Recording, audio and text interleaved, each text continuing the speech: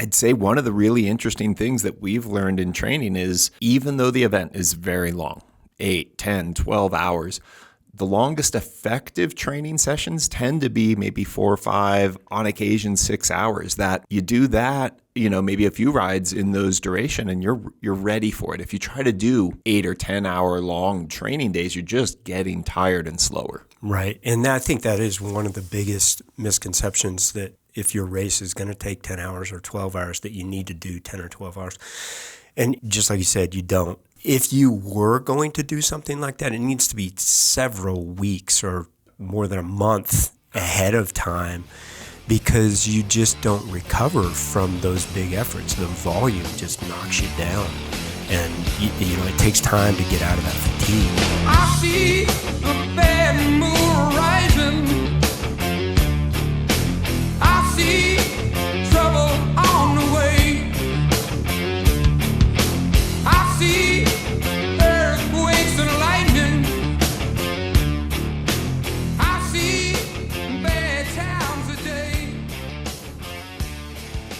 Hello and welcome to the Apex Coaching Reach Your Apex podcast, featuring coaches and athletes discussing our knowledge and experience of relevant topics to help you improve your health, fitness, and performance. We're coming to you from Boulder, Colorado, and all around the world. I'm Neal Henderson, and I'm here today with Jeff Hoobler, and we're going to be talking about training for long-distance gravel events. Thanks, Neal. I'm pretty excited to share some things that I've learned about training for gravel events and coaching folks who like to focus on gravel racing. Yeah, I think this is going to be fun. Jeff, you've definitely done a few gravel races. I think I saw one of those black and white pictures, of somebody on balloon tires. It looked a lot like you. I don't know. When was the first gravel race you did? Yeah. Yeah, the first actual gravel race I think I did was back in, I want to say 2018. Open range in Pratt, Kansas, out in the hills. It was a 200K event and super fun. Any big learning or takeaway from that? Coming from mostly road racing, did take away a few things. One, not everybody knows how to handle their bike in loose gravel and crosswinds. And so things can get a little sketcherama at the start, but it was good. Yeah, and I think both you and I we've done our Boulder-Roubaix race, which would kind of, I'd say now qualify as a gravel race, even though it is a road race. Like it's about 50-50 road and dirt road, paved road, dirt road. And, I've been doing it since the 90s and, late 90s that is. But I know you've also done a lot of other of our local Colorado road races that have a fair bit of dirt on them, which again, they're not necessarily gravel races. So even though we've maybe only done, quote unquote, now gravel classified events as of, in the last 5-10 years, we got years and years of racing our bikes off-road. Before gravel bikes, we just rode our road bikes. We had bikes, and there in a lot of those races, there was a section or so that it was quite a feature in the road race. Like you never knew what it was going to be like. The dirt, the hill on Koppenberg, that we have here. It's going to be loose or. All right. Well, speaking then of gravel specifically, like what's the longest gravel race? Because I know we're talking a little bit about the longer gravel races now. Yeah, my longest gravel race was about 1,000 kilometers. What? Yeah, a couple of years back, I did the Trans Cordillera in Colombia, which is an 8-day gravel race through the Andes, over the Andes, and with about 90,000 feet of climbing. Ooh. How many meters is that? Let's see, what are we around? Nearly 30,000. Yeah. And the average elevation, I'm assuming, is also, we'll say, moderately high. Yeah, we're up. I think the average elevation was probably about 9,000 feet. Or sorry, yeah, 9,000. That's about right. Yeah, so 25, 26. But we spent a significant amount of time over 12 and one day over 14. It was pretty epic. That's huge. Well, what would you say is your kind of like biggest learning or takeaway from that event? We have really nice gravel roads in the States. But I mean, Steamboat, we got champagne gravel. Like, it's brown pavement is what it is. But my takeaway, it was a really great learning experience, but my takeaway there was be ready for anything. This is true no matter where you are, right? You got to be ready for anything. But there were some descents that you could guarantee that when you came around the corner, something was coming out of it, whether it was chickens or cattle or dogs or a car or, Anything. Yeah. But and then just the change in terrain. But, it kept you on your toes. It was really fun. Mm-hmm. Your longest one day gravel race? Longest one day was Unbound. Unbound 200. I've done that a couple of 200 times. miles, not 200 kilometers. 200 miles. That's a big deal. Yeah. Other than like learning how to win your age group, what was your takeaway? Eat and drink from the start. These races tend to be long. 200 miles is a long day, right? No matter how fast you're going, unless you're in a car. It's still kind of a long day in a car. But you gotta be fueling right away. If you wait, you're in deep doo-doo. Mm-hmm, definitely. Early and often, we often say, on the fueling side of things. Last question for you here. What's a gravel race you haven't yet done that's kind of on your to-do, want-to-do list? There's a few. The Rift in Iceland, Traka in Spain, and I think this is one that you've got targeted to, the migration race in Africa. Yeah. Those are high up there. Yeah, definitely. So when are we going to lock these in? I'm ready. Got to make a plan. All right. Well, we'll chat maybe after this episode. Yeah. All right. Well, let's get back into the training part of how we prepare for gravel races and some of the things to consider. Lots of the major gravel races, or a lot of gravel races, even grassroots ones, are pretty long distance, and they take a long time depending on the terrain. It's interesting when, gravel began to come on the scene really strong in the last, 5-6 years. These races that would pop up were, the shortest one was 100 miles and they were up to 200. And it was like, wait a minute, what's going on? So it's quite a bit different. And then we look at, you're not on paved roads, so your rolling speed's a lot different.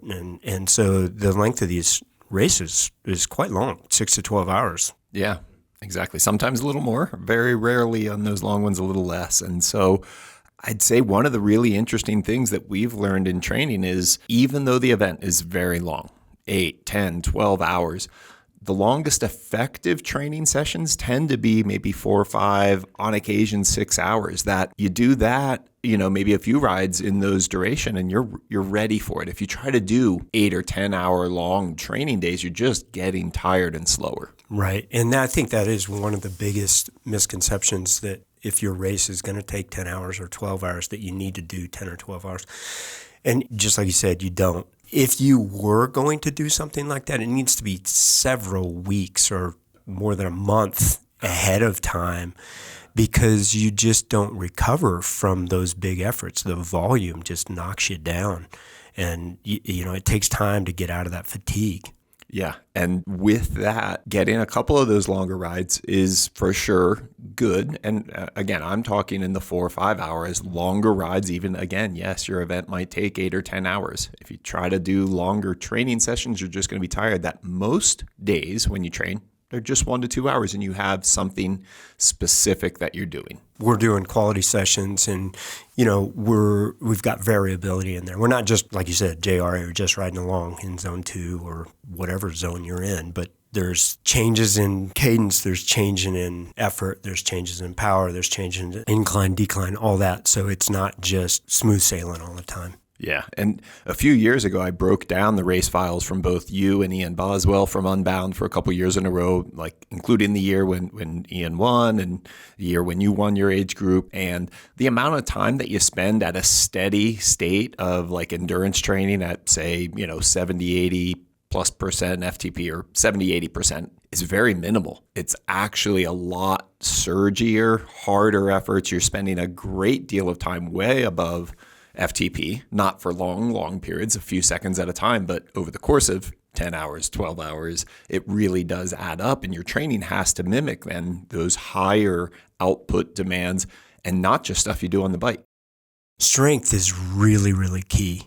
And making sure that you have a skeletal system that is not going to break down over time lends itself to being efficient biomechanically, right? Interestingly, in this strength and where you tend to get the most fatigue in these long races, especially gravel races, because the terrain is not smooth. You're on bumpy stuff. You don't have shocks. Generally, it's upper body. It's arms, neck, and shoulders that are the most fatigue. I can tell you personally from nearly every one of the gravel races that I've done, at the end of the race, my upper body is way more tired than my legs. Yeah, it's, again, yes, you're doing work, you're pedaling, you have that aspect of things, but it's actually a lot of these other areas in the body that really take on so much more load and stress than they're used to. And so having that strength background and working on improving hand, arm, shoulder, neck, upper back strength, and then especially as we move down the chain. You know, your low back, and this is kind of universal across cycling, and it doesn't need to be, but low back soreness or tightness or pain, it seems to be pretty frequent. And the more often you go up and down, right, that change of torque puts a huge strain on the low back. It's really important to work the entire posterior chain. So that means all the way from the back of your head, through the shoulders, through your lumbar spine, through your glutes and hamstrings, all the way down to your calf, because you distribute load through that posterior chain. And that's what keeps you upright and helps unload your arms and your hands and your wrists, right? It keeps the weight off of your bars. So making sure that you incorporate some spinal erector strength and glute strength and hamstring strength in your training is absolutely key. Even though, again, we talked about your upper body and your core being major components here, you still need to do some strength training for your legs and truly some heavier strength at periods. Again, endurance training is good, and we've talked about this in episode 2 with strength, but you still need to do some work with your legs, even though you are doing endurance rides and training and intervals, intensity, things like that. It's still not necessarily changing truly your leg strength. Even when people, it always makes me crack up when people talk about doing strength training on the bike. And I'm like, okay, there's big gear work. And I would say that's strength endurance work. Yeah. And you're never going to hit the peaks that you're going to hit in the gym when you're lifting heavier loads. And I'm talking maybe 5 or 7 reps. Yeah. Type of deal with heavy load, around 85% of your 1RM, and those kind of things. You're never going to hit that on the bike, or if you do, it's a very, very short standing start or quick a acceleration peak sprint. Couple right. But there's so many of those changes in the races. Like if you look at Unbound, I mean, people think Kansas is flat. Kansas is not flat. Not where that race course goes. In fact, I think there's nearly 10,000 feet of elevation in the 200, but it just comes in short bursts, right? The longest climb might be 3 minutes, but it comes over and over and over again, and you're coming in, changing cadence, and that torque is ramping up. Yeah. So it has a huge effect on your leg strength and, potentially cramping, because if you can't handle that load, if you haven't been exposed to it, that's the first thing that's going to go. Yeah. And there are literally hundreds of those repeating high torque moments over the course of these many hour-long events. And so even a really hard sprint interval session, like I have one that you do 64 sprints in the course of an hour. It's like about one every minute. That's still not 100. And we're talking there are hundreds of these over the course of a long event. And so having that strength reserve effectively that you can rely on and not tap out. If the first hour you max out your capability and you've kind of hit your limit, then the potential for cramping goes way up if you don't have that exposure, and then your ability to continue to produce force will drop up dramatically and your performance will really go south. Yeah, 100%. And, like you just said, in that first hour, which there are accelerations constantly because you're jockeying for position, you're adjusting. It's a frantic first hour, which I'm sure you guys are going to get into. Yeah, we talked a little bit about some of those starts, and the training, though, to be ready for those is a part of it, and the strength training is a component. Let's move into one of these other things then in the skill set. So you mentioned, one of your big learnings from one of those events was, that not everyone comes in. They might be fit and strong and have good endurance, but maybe their bike handling skills, cornering, group riding skills, all of these things are significant elements, and in some races, like absolutely critical factors of success or failure. Yeah, absolutely critical, because it can be an immediate failure. Yeah, a crash and breaking your bike or breaking your body in some way. Yeah, you're not. That's that. In every single one of these races, in the starts, they're very chaotic, and oftentimes, it's really dusty. You can't see. There's people everywhere. You're spread out across the road. People are trying to ride in as close to the ditch as possible where all the gravel gets pushed. So having handling skills is absolutely critical. Like Honestly, I think that's probably the most important one for safety. Maybe not be if you can't get through the race, then exactly. Yeah. But practicing riding in, going through ruts and ditches and loose over hard, and then being relaxed. So you can take that out and practice in, a park somewhere, and then you can ramp it up a little bit, ride through the sand in a volleyball pit, or and change speed, like start a little slower initially, see if you can handle it, and then build up a little bit. And doing these kind of drills and practice and training is really, really important, because you don't have skills if you don't work on them. Like, you don't just magically ride a bike like Peter Sagan. Yeah, that guy. Just because you've watched him, right? You've seen the amazing. And even if you practice, you probably still won't ride a bike. He's one of the best. But it takes time to develop. As do all of these things. But they're key. They're often overlooked because we get caught up in the, I'm going to do this much power, or I'm going to have this heart rate for this long. And maybe, but if you can't handle your bike, you're going home. That's early. it. Exactly. Group riding is a whole nother thing. And we talked a little bit about that on our skills episode that Andre and I talked about this, but there's the group riding dynamics, this other thing of looking through the riders directly in front of you, so you can kind of see ahead of time. Yeah. What's coming. Yeah. And that, it's so important. And because you often, your vision is somewhat impaired, but you want to see several steps ahead, several riders ahead. And, what if you can't see the road, you're watching them. Are they reacting? And just like you said, you're looking through the rider. And that it's so important, and it takes time to practice. So if you have a group that you can get out in at least once a week, that's really important. Yeah. In an event, I was following a rider where I couldn't directly see around him, and was just, trusting him to choose a good line. And he went directly into a pothole, and I was right behind him, and we both went down. He went down a lot harder than I did. It was just oh my gosh, how did he not see that? I've ridden that section of a road, and many times I've done that race, several times I've done it in training, and it's just in the moment I gave, it's towards the end of the event, towards the end of the race, and my ability to stay focused and make the right decision was just slightly impaired. Because you practiced it. Yeah. Right. And that's another good point.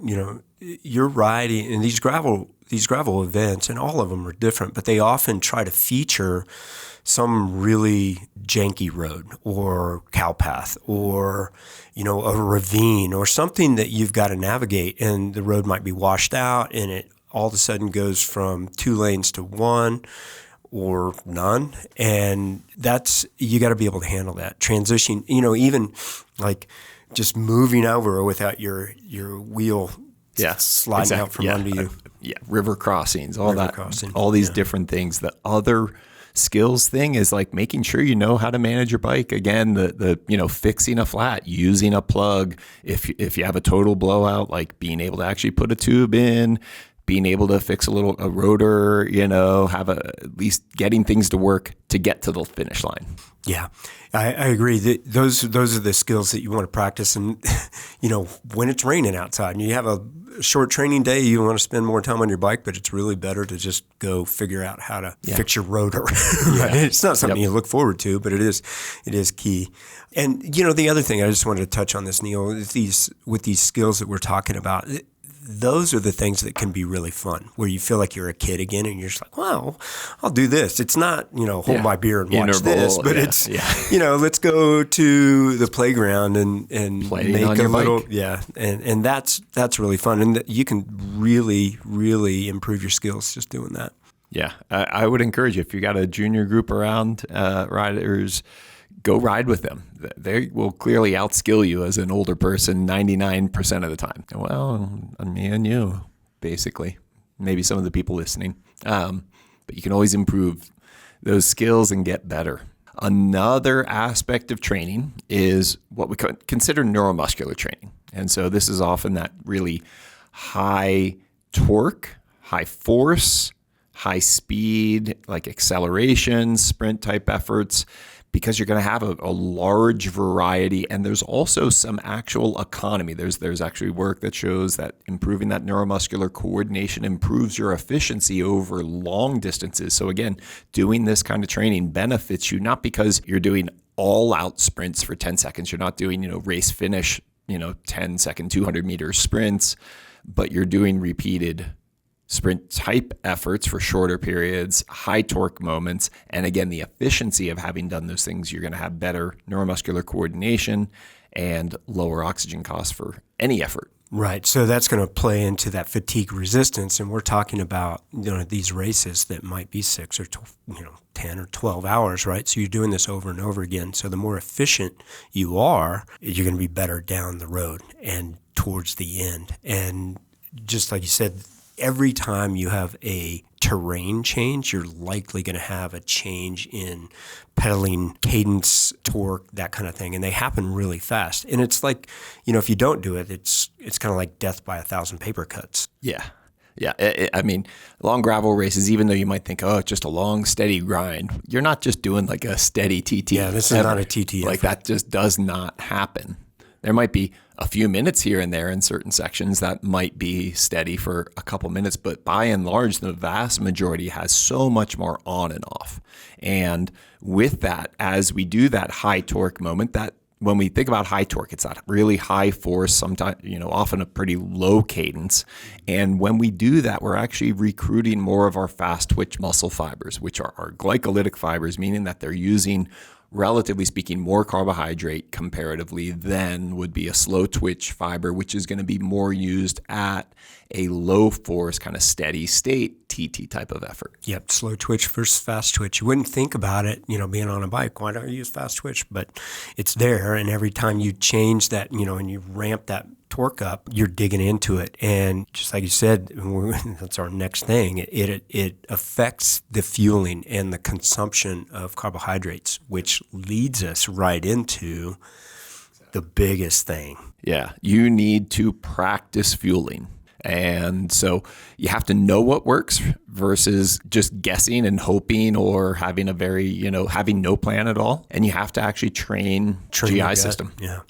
Yeah, the old high carb was 60 grams an hour? 40 to 60 40 was to 60 the original hour. recommendations back from the 60s, 70s, 80s into the 90s, and there were still people professing those in the early 2000s. I was not on that bandwagon. I was already saying. And it's a regression of energy, what you have stored and what you're going to take in and how long you're going to be out there. It's fairly easy to do the math. And also your fitness level. And your fitness level, your efficiency. Higher output as an absolute is going to require higher intake as an absolute. I would venture to guess that most people don't go, on their training rides unless they're actually practicing fueling. They're not in the 75 to 80 or above grams per hour range. But when we're racing, I can't even remember what I did. I think I was right around 110 grams per hour in the last Unbound. And, I was eating from the get-go. Yeah. And again, this is a thing you need to practice in training. You need to know what you can take in, what your body tolerates, how much fluid you need. These are not things that you just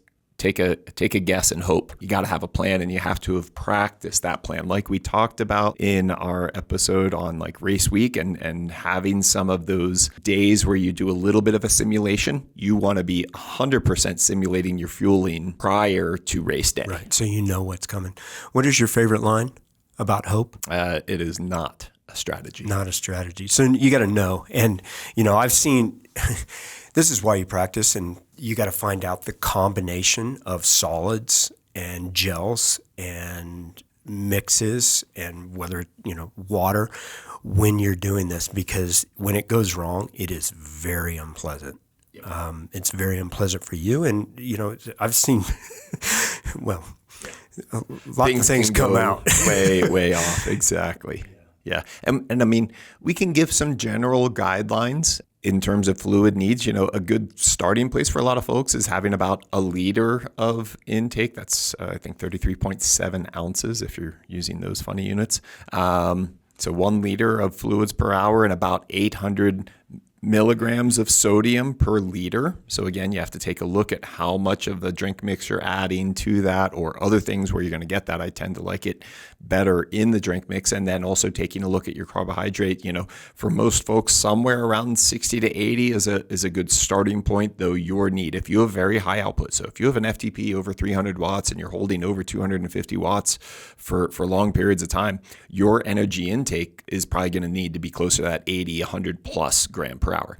If, on the other hand, you're sustaining less than 150 watts, then you might be okay at 40 or 50 grams per hour. And these things are variable. Same with that fluid intake. I've seen folks with sweat rates as low as 500 milliliter or half a liter per hour. And I've seen folks with over 2.5 liters per hour on fluid and sweat rate, and that's even when in your normal conditions. bibs look like somebody poured chalk on them, right? Yeah, and that's then the other part is the sodium. So again, that concentration can be down as low as 400 or 500 milligrams per liter of sweat if somebody only sweats half a liter and it's very low sodium content like that. They have very low sodium needs. They can be okay at 400, 300 milligrams per hour. Whereas somebody who's sweating over 2,000 milligrams, 2 grams of salt per liter, and they're sweating 1.5 liters per hour, that's an immense sodium loss, 3,000 milligram per hour. And they need to stay somewhere caught up. Now, you're not going to match it 100%, but the demands between folks can be extraordinarily wide. And let me just simplify that. If you come back from training rides and your bibs are white, you should probably get your sodium intake measured, and just so you have an idea of what you need, because once again, hope is not a strategy, and it's hard to find what you need out on the course. There's some impact of where you're competing. So elevation, altitude has an impact on things. It's very dry, typically at higher elevation here, and people, when you sweat at a moderate altitude like we have here in Colorado, it evaporates. And that's what keeps you cool, and you don't notice it. You're not like in the deep south where it might be 70, 80% humidity and you see every little bead of sweat coming off you because the air is already saturated. There's no evaporation of that, and so you can notice how much you're sweating. Where here with moderate altitude, poof, it's gone. And then you go a few hours, and if you haven't been drinking to match that loss, you are in deep trouble. Back on the where is your race? Is it at the same altitude that you live? And if not, you need to take that into account. Your sweat needs are going to be different, and your carbohydrate consumption is going to be different. Yeah, as somebody comes up to a moderate altitude, there's a bit of a stress response, and there tends to be a much higher rate of carbohydrate utilization at a given intensity at a moderate or high elevation compared to sea level. So again, your fueling needs, even if you know them at sea level and you come up to an event up here in Colorado, it's a different ballgame. Things have shifted and changed, and you're going to need to bump things up compared to what you're used to. It's a good idea to get that checked out. Stuff we can do in the lab with indirect calorimetry with the mask and the metabolic cart. We do that. We help folks dial in their fueling specific to their own physiology. Yeah. No guesswork. No guesswork.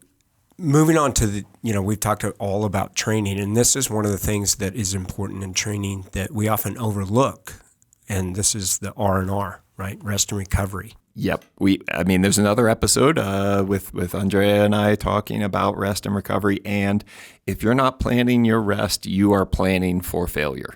I can tell you firsthand that, in fact, the year that I won my age group in Unbound, I was not very fit relative to what I was the year before, but I was well rested. In fact, I wasn't even going to go. I'm like, oh man, do I have the training for this? And I'm like, what the heck? I'll just do it. Came in and had one of the best days ever on the bike. And I wasn't overcooked. That's so important. It's really hard to get in your head and trust your training and then plan your recovery, plan your taper, plan to come in fresh, and then trust it. Coming in rested and ready is going to really take you much further, and rest is still just a part of our training that you need coming into an event to be fresh for it, and then after the event as well. And again, it doesn't mean you have to take off for a week after a big event, but maybe a couple days you're off the bike, and then maybe you're doing some easy stuff. There's different ways of planning and looking at rest and recovery in that way. Make it a part of your training. The rest is a part of your training. So plan it, right? Don't just leave that to chance. All right. Well, just a reminder here, we've talked about some of these kind of key tips that can help you. Number one, even though these events are very long, you don't need to do extraordinarily long training efforts. A few 4, 5, 6 hour rides over the last couple months leading into a big event is enough, and most of your training days are going to be an hour, hour and a half, 2 hours with some specificity. You need strength. It's not just your legs. You need that upper body, your arms, neck, shoulders, and then low back and core. And yes, you still need to do some leg strength training. Skills are something that are critical in gravel events, and practicing on different terrain and riding with others, super important. Neuromuscular training, you got the top end, those accelerations, those high torque moments that you need to practice, just like our next point, fueling. You need to have a plan. You need to know what you need. You need to be practicing how much fluid, carbohydrate, sodium, etc. you're taking in, and having a true plan for the event, not just, hoping that something works out. And finally, rest is absolutely critical. Without that, we don't get better.